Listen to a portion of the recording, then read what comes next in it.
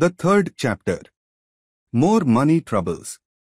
And soon now the doctor began to make money again, and his sister, Sarah, bought a new dress and was happy. Some of the animals who came to see him were so sick that they had to stay at the doctor's house for a week.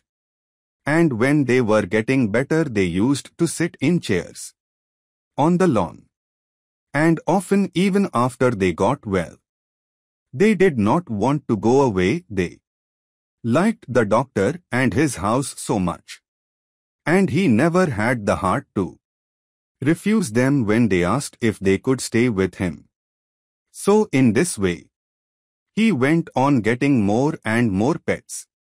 Once when he was sitting on his garden wall, smoking a pipe in the evening, an Italian organ grinder came round with a monkey on a string.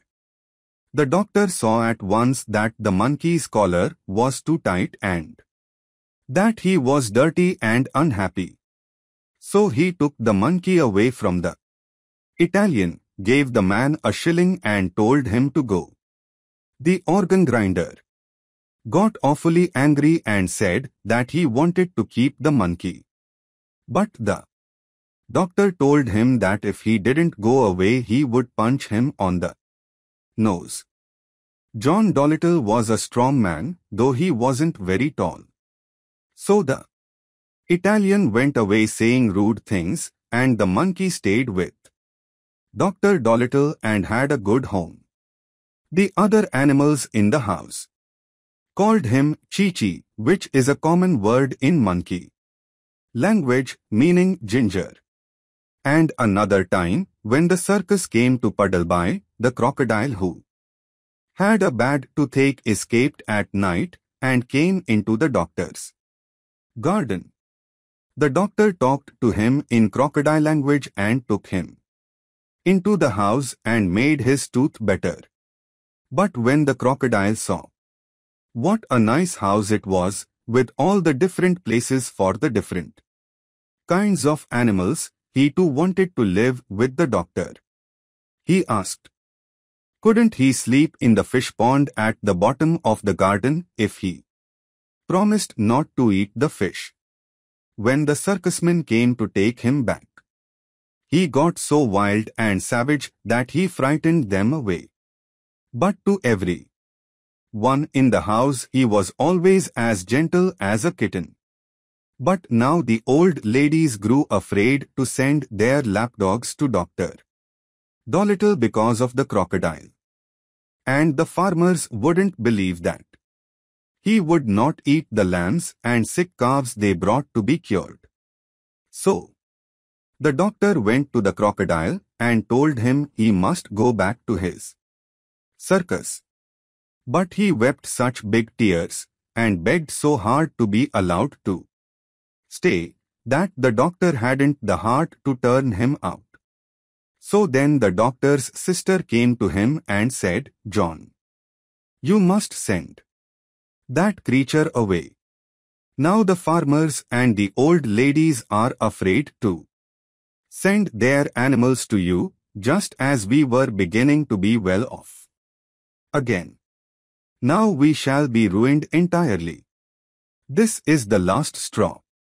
I will no longer be housekeeper for you if you don't send away that alligator. It isn't an alligator, said the doctor, it's a crocodile. I don't care what you call it, said his sister. It's a nasty thing to find under the bed. I won't have it in the house. But he has promised me, the doctor answered, that he will not bite anyone. He doesn't like the circus, and I haven't the money to send him back to Africa where he comes from. He minds his own business and on the whole is very well behaved. Don't be so fussy. I tell you I will not have him around, said Sarah. He eats the linoleum. If you don't send him away this minute, I will go and get married. All right, said the doctor, go and get married. It can't be helped. And he took down his hat and went out into the garden. So Sarah Dolittle packed up her things and went off, and the doctor was left all alone with his animal family. And very soon he was poorer than he had ever been before. With all these mouths to fill, and the house to look after, and no one to do the mending, and no money coming in to pay the butcher's bill, things began to look very difficult. But the doctor didn't worry at all. Money is a nuisance, he used to say. We'd all be much better off if it had never been invented. What does money matter, so long as we are happy? But soon the animals themselves began to get worried. And one evening, when the doctor was asleep in his chair before the kitchen fire, they began talking it over among themselves in whispers. And the owl, too, who was good at arithmetic, figured it out that there was only money enough left to last another week if they each had one meal a day and no more. Then the parrot said, I think we all ought to do the housework ourselves. At least we can do that much.